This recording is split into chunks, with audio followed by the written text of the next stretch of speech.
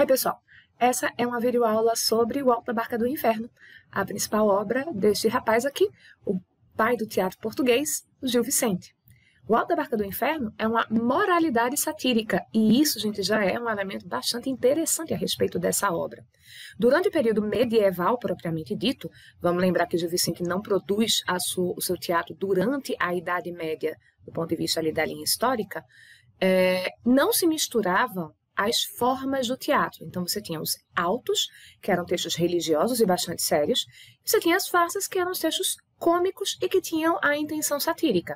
No caso do Gil Vicente, ele consegue misturar essas duas coisas em uma só peça nesse texto.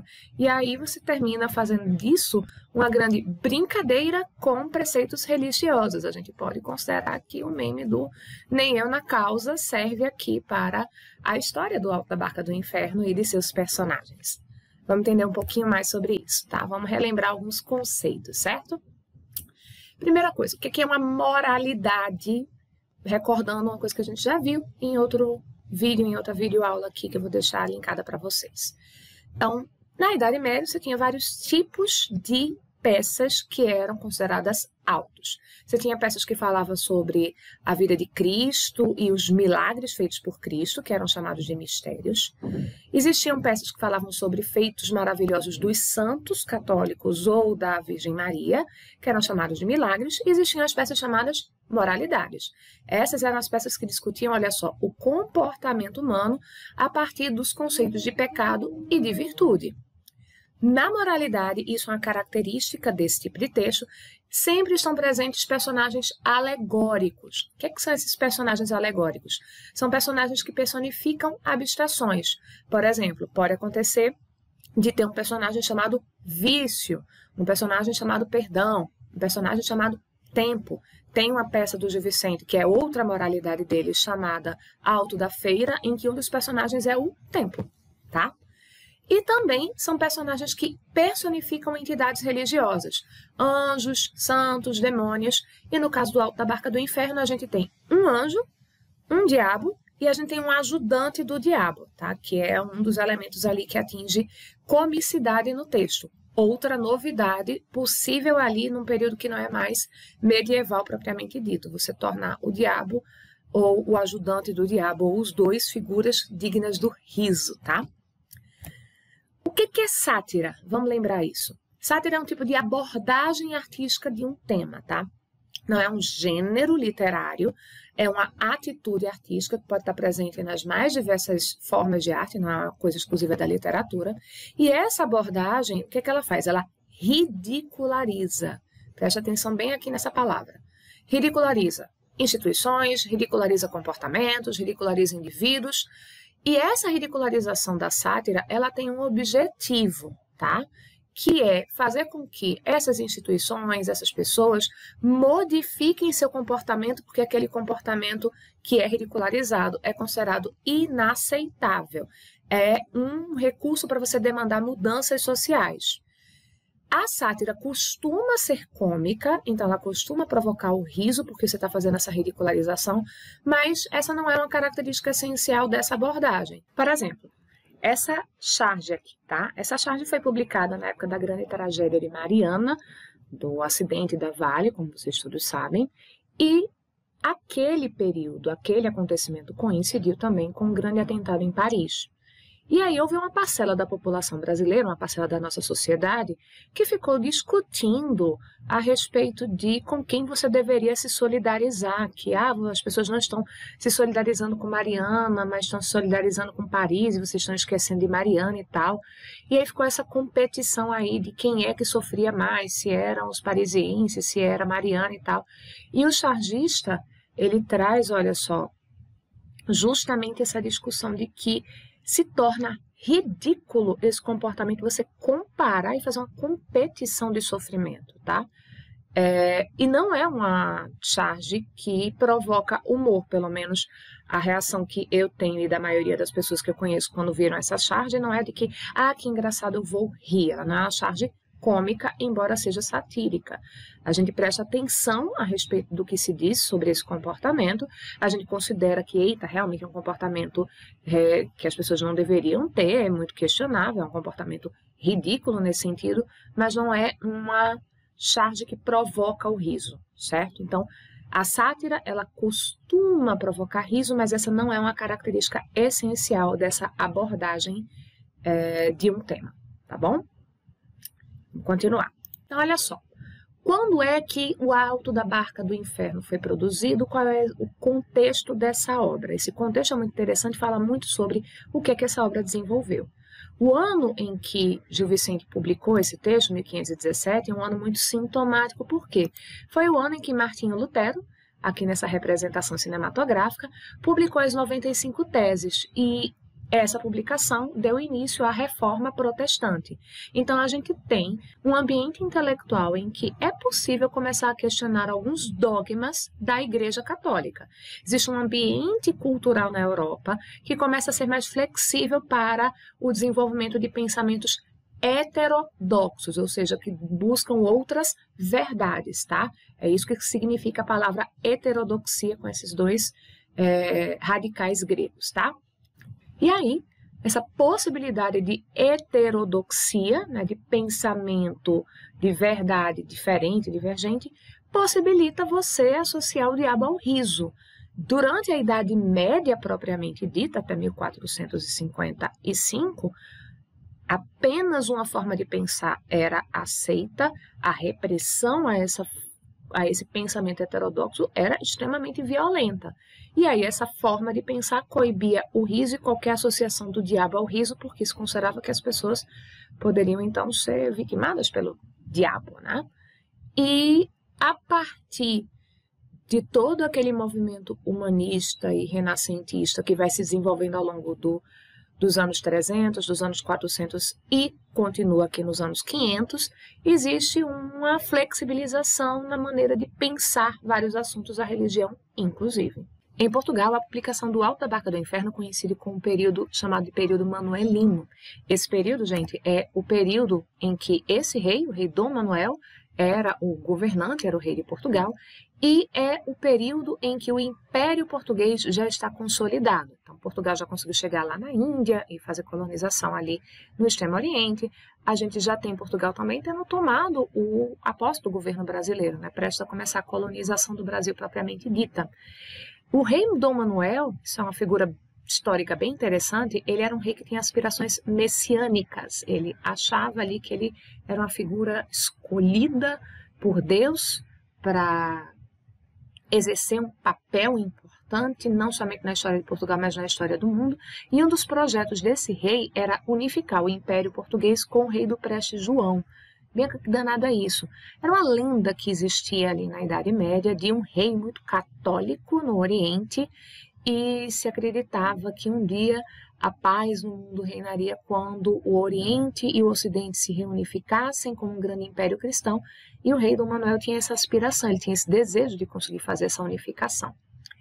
Esse período também foi um período que tem um estilo artístico nas artes plásticas muito próprio, que foi chamado de estilo manuelino. O que é esse tal desse estilo manuelino? Observa aqui, é um estilo gótico, português, tardio. Português porque está em Portugal, claro, mas por que gótico? Gótico era um dos estilos da arte medieval. O fim do período da Idade Média tem um estilo artístico chamado de gótico, porque está ligado a um povo chamado godo, certo? Ele tem características bem específicas e que, em Portugal, vão ser revividas ali no período de Dom Manuel. E é tardio porque está bem depois do período do gótico, já está bem depois aí da Idade Média, quando o gótico imperava. Então, por exemplo, aqui a gente vê esse tal desse estilo manuelino, tá? A gente vê uma parte dessa inspiração do que era o gótico, mas aqui dentro das inspirações do que é o estilo que celebra o reinado de Dom Manuel, e que tem a ver com esse messianismo desse rei. Olha só, por que ele era um rei de caráter messiânico, né? Que vai ser esse líder que as pessoas acreditam que é iluminado pela graça divina, que foi Deus quem mandou esse líder para liderar o povo, para reformar a ordem, fazer com que as coisas se organizem dentro da vontade de Deus. Bom, isso acontece por vários motivos. Um deles é que ele era um rei improvável, ele não estava na linha direta de sucessão ao trono. E ele, como um primo ali, é que termina recebendo essa coroa. Então, ele era um rei imprevisto.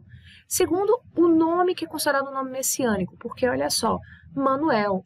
E uma das declarações que a gente tem no imaginário cristão e no que é considerado verdade para os cristãos é que o nome de Cristo seria não somente Jesus, mas Emmanuel, né? Que é o enviado por Deus. E aí a gente tem essa ideia quase já de um pré-absolutismo desse rei que vem pela vontade de Deus, mas é porque ele teria essa missão religiosa de cruzada. E a gente tem um messianismo que se expressa nos símbolos, tá? Olha só, os símbolos que a gente tem aqui na bandeira de Portugal, gente, eles são muito característicos da história de Portugal, são símbolos bem interessantes. Olha só, a gente tem como símbolos de Portugal aqui dentro do escudo português, essa cruz que é formada por esses escudos, estão vendo esses escudos azuis com estrelas? Essa cruz teria sido usada pelo primeiro rei de Portugal como uma execução de uma ordem divina, o rei Henriques, Afonso Henriques, que estruturou Portugal como um reino. Ele teria tido uma visão de Deus de que ele deveria usar esse emblema nos escudos no momento de guerra e que isso traria a vitória. E ele manda fazer os escudos dos seus soldados com essa pintura e aí ele teria realmente ganhado a guerra por isso. Aqui, ao redor desse primeiro escudo, a gente tem as quintas, que seriam os territórios de Portugal com seus grandes castelos. E aqui você está vendo esse orbe é o representante do governo de Manuel, porque é o mundo conquistado por esse rei com as grandes navegações.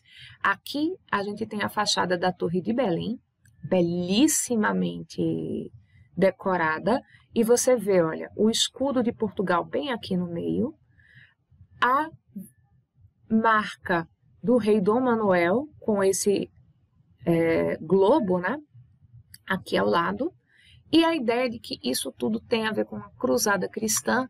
Olha só, nas cruzes que também estavam ali nos emblemas das caravelas, aqui em cima, tá? Então, é um momento que, por um lado, é muito religioso em Portugal, mas que convive com a possibilidade da heterodoxia lá fora, vindo ali dos italianos, dos alemães, dos ingleses, de outros países que vão trazer pensamentos que não são mais apenas os pensamentos ortodoxos, como se tinha na Idade Média, tá?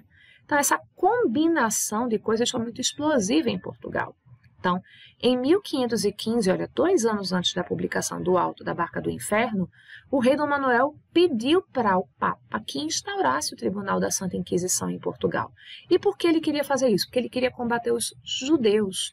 E esse processo de combate ao judaísmo em Portugal, esse processo de intolerância religiosa em Portugal, acontece no reinado de Dom Manuel, mas antes, em 1497, ele instituiu uma lei para converter forçosamente os judeus, foi a lei que instituiu a conversão forçada, que criou os cristãos novos. Eu tenho certeza que você já ouviu essa expressão antes. E alguns anos antes também, a gente teve o tal do massacre de Lisboa, que está representado nessa pintura que você está vendo aqui. O que foi esse massacre de Lisboa? Basicamente foi uma história que você tentar explicar fake news num momento de extremismo religioso, e quando você tem uma grande doença, que era a peste que estava matando muita gente, isso vai dar ruim para você. Então, estava tendo uma missa, a missa ali no período da Semana Santa, em que as pessoas rezavam para que Deus intervisse e acabasse com a peste, salvasse as pessoas, e alguém teria visto um reflexo numa janela e viu o rosto de Cristo, então era uma manifestação divina e todo mundo começou a falar que estava acontecendo um milagre. E um homem que estava presente nessa missa teria dito: não, gente, calma, é um reflexo da luz que está batendo não sei onde, por isso está provocando essa imagem que parece, mas não é um milagre. E simplesmente esse homem, ao declarar que não estava acontecendo um milagre de verdade, e racionalmente explicar de outra forma aquele evento, ele foi morto, linchado dentro da igreja. E os ânimos se exaltaram num ponto que os padres dominicanos, isso aconteceu dentro de uma igreja dominicana, eles prometeram a absolvição a quem matasse os hereges.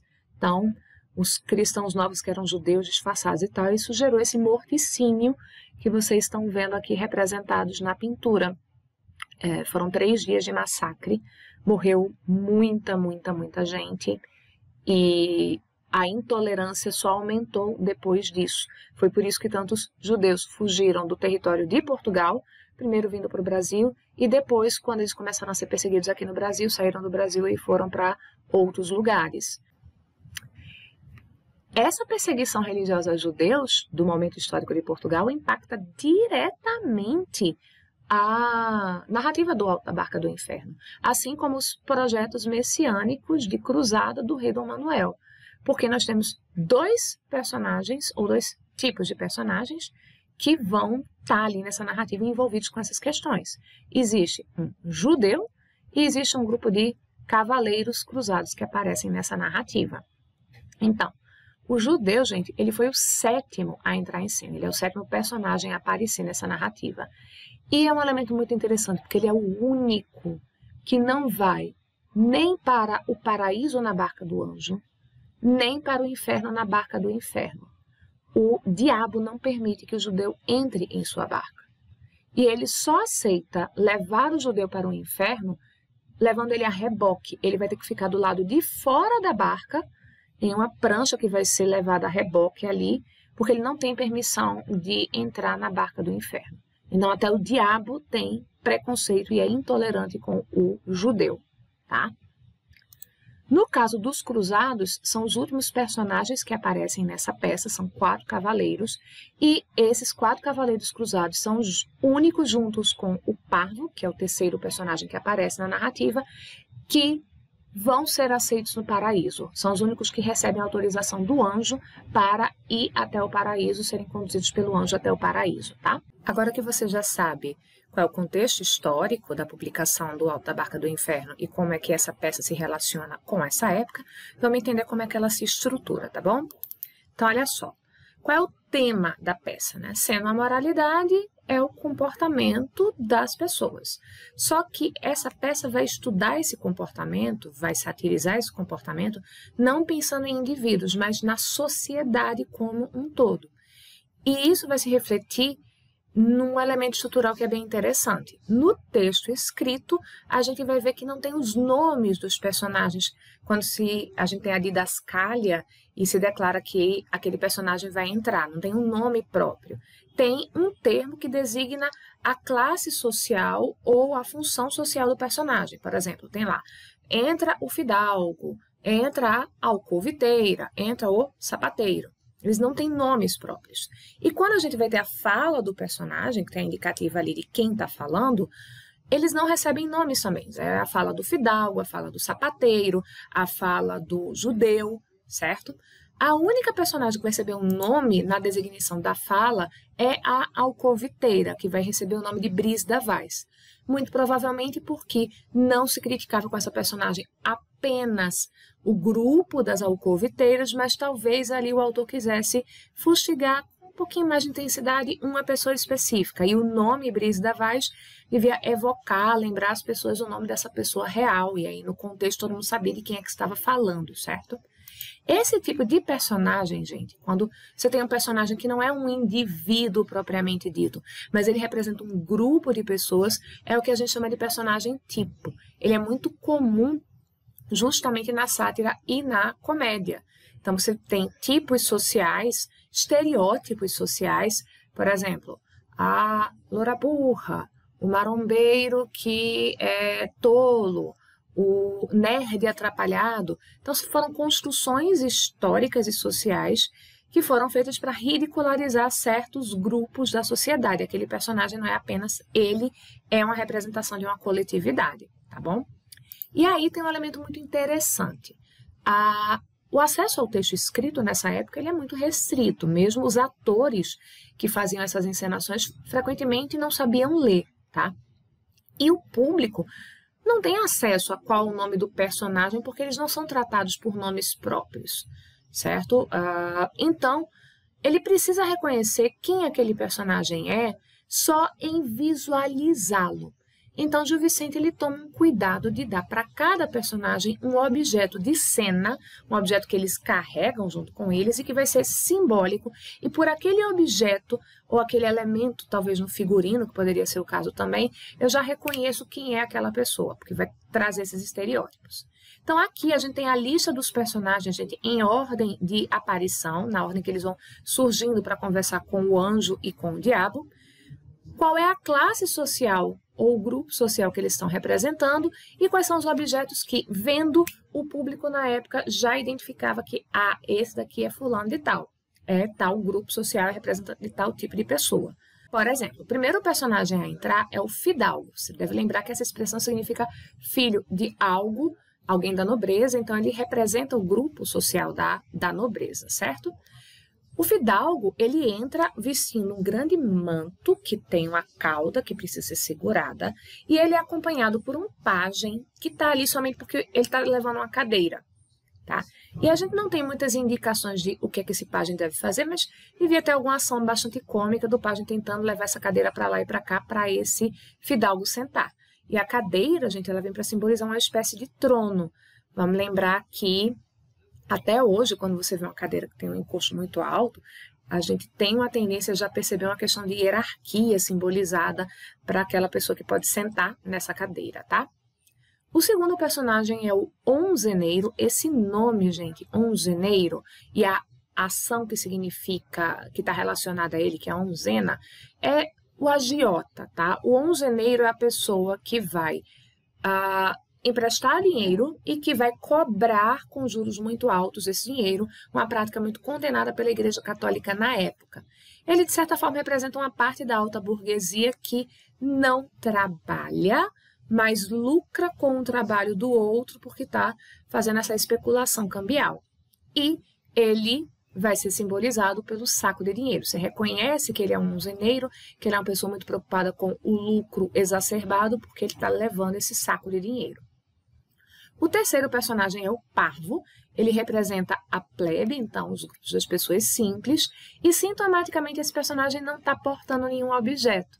Por quê? Cada um dos personagens que chegam com objetos físicos, quando eles, depois de falarem com o diabo, que diz que eles têm que ir naquela barca, e vão procurar o anjo, entre outras coisas que fala para dizer que, olha, você não vai para o paraíso, diz que a barca não comporta aqueles objetos, que não vai caber o objeto ali.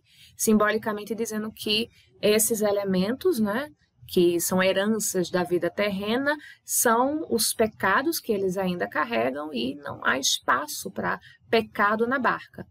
O parvo é o primeiro dos personagens que vai ter direito a ir ao paraíso. E essa simbologia do não portar nada significa que ele saiu quite com a vida, não está devendo nada, não carrega nenhuma dívida para a eternidade. Na sequência, a gente tem o sapateiro. A gente pode pensar nele como representante de uma burguesia mais baixa que tem que trabalhar para sobreviver. E a gente reconhece que ele é um sapateiro porque ele vem com ferramentas e formas de trabalho. Então, ele vem ali com as ferramentas que as pessoas usavam na época para fazer sapatos e essas formas. Depois dele entra um frade, representando então o clero, né? E esse frade, gente, ele vem trazendo uma moça. Ele tinha um amante, esse padre, quando ele estava vivo, e trazer essa moça até ali, não é que ela morreu, não, gente, é para simbolizar que ele tinha essa relação que ele não poderia ter, por ser um membro do clero, com uma mulher. Ele também vai portar, ora, a espada, o escudo, o capacete, e ele se mostra sempre muito brincalhão, gosta de, enfim, ser um espadachim e tal, mas não porque ele é um guerreiro de Cristo, é como uma forma de se mostrar, de ser vaidoso. E ele usa esse capacete, gente, inclusive, embaixo do capelo. O capelo era o tipo de chapéu que os padres, os frades usavam nessa época. Depois do frade vem Brice da Vaz, a alcooviteira, né? E ela vai representar as prostitutas e principalmente as pessoas que favorecem a prostituição. E entre os objetos simbólicos dela, ela é a que mais traz objetos. Então, meio que ela é a pessoa que mais traz pecados da vida terrena. E ela tem um objeto de cena, que é o primeiro que é listado, que eu não faço ideia de como é que as pessoas representavam isso visualmente na época, mas que são os virgos postiços. E o que é isso? Ímen falso, para fazer com que algumas moças pudessem fingir que eram virgens quando elas não eram mais. Então, ali nesse processo de prostituição, tinha a valorização de alguma forma para que algumas moças passassem por mulheres virgens e a Brice da Vaz tinha esse objeto para fazer esse fingimento, tá? Depois a gente tem o judeu, representando os judeus, e ele vai junto com um bode. O corregedor e o procurador, representando membros ali da classe jurídica, os juízes e os advogados. Eles levam papéis judiciais e livros. O enforcado, que representa os condenados à morte, ele vai com a corda com que ele foi enforcado, simbolizando que ele morreu assim. E, por último, os cavaleiros cruzados, os únicos que, junto com o parvo, vão para o paraíso. Eles representam os guerreiros cristãos que morriam em guerras religiosas e são os únicos que vão, portando um objeto, conseguir entrar na barca do paraíso, porque esses objetos são objetos que têm a insígnia do Cristo, né? Eles estão levando cruzes, eles levam as espadas e os escudos que têm a insígnia da cruz nelas, tá? A última informação importante a respeito do alto da barca do inferno para esse primeiro contato é a respeito do estilo. O estilo de teatro da época do Gil Vicente tinha uma característica que se mantém no estilo vicentino, que é ter poucas didascálias, ou como a gente também chama, rubricas. Para quem não está lembrando, a didascália ou rubrica é esse trechinho, que geralmente é destacado visualmente como aqui, em que eu tenho não o que o personagem fala, mas aquilo que o público vai ver acontecendo na peça. Pode ser a descrição de um objeto, de um figurino, um uso da luz ou algumas ações, como por exemplo aqui. O onzeneiro ele tem que sair de um lado do cenário, onde está a barca do inferno, para ir até o outro lado, onde está a barca do anjo, para falar com o anjo, certo? No caso de Gil Vicente, para que vai aparecer? Né? Qual é a função das didascálias? Para que elas servem? Para indicar a entrada dos personagens e a saída quando acontece, tá? E para listar os adereços dos personagens, tipo, para dizer o que é que eles estão levando, o que é que eles estão carregando, certo? As didascálias vão ser escritas em prosa, mas as falas, isso é um elemento importante do estilo de Gil Vicente, as falas dos personagens elas são escritas em verso, em redondilhas maiores, que são os versos de 7 sílabas. Se você usa aquelas regras de escansão, que eu já cheguei a falar algumas vezes, a gente vai identificar que os versos têm 7 sílabas poéticas. Então, por exemplo, se a gente fosse usar as regras aqui, como não tem nenhum encontro de vogal com vogal, enfim, e início de sílaba que junta numa coisa só, e como a última palavra termina em uma sílaba tônica, a gente vai contar todas. Então, a gente vai ter 1, 2, 3, 4, 5, 6, 7, certo? E olha só que interessante. Vocês vão ver, lendo o texto da peça, que às vezes acontece isso aqui. Um personagem tem uma fala que é bem curtinha, e a fala do personagem que vai responder não é iniciada aqui, olha, na mesma margem, ela tem esse recuo. Por quê? Porque isso aqui, gente, era falado numa conexão, um fala e outro responde logo de imediato, e isso faz com que a gente tenha um verso só, na cadência é uma coisa só. O onzeneiro vai perguntar, por quê? Porque esse bolsão tomará todo o navio, vai ser respondido pelo anjo. E quando a gente faz essa contagem, olha só o que acontece. Essa sílaba aqui vai se juntar com essa, porque-se, tá? Bolsão termina no oxítona, bolsão. Então, a gente vai contar todas as sílabas até o fim, mas essas duas aqui, o que e o esse, a gente conta como uma coisa só. Olha o que acontece. 1, 2, 3, 4, 5, 6, 7. Redondilha maior, tá bom? Não esqueçam. O verso vai ser muito importante para esse teatro porque a cultura da época é uma cultura oral. mesmo entre as camadas mais abastadas da população e as pessoas mais eruditas, a grande transmissão de informações era feita oralmente. Então, vários desses atores, sem saber ler, precisavam decorar por aquilo que eles ouviam. E, sendo as pessoas acostumadas a usar a estrutura em verso para isso, era natural que quando se apresentasse o teatro, ele também fosse em verso, né? O verso vai ajudar a memorização e a compreensão do texto. Eu vejo vocês em um outro vídeo sobre o Alto da Barca do Inferno, sobre o tipo de humor que é usado nesse texto. E por hoje a gente encerra aqui. Tchau, tchau. Bom estudo.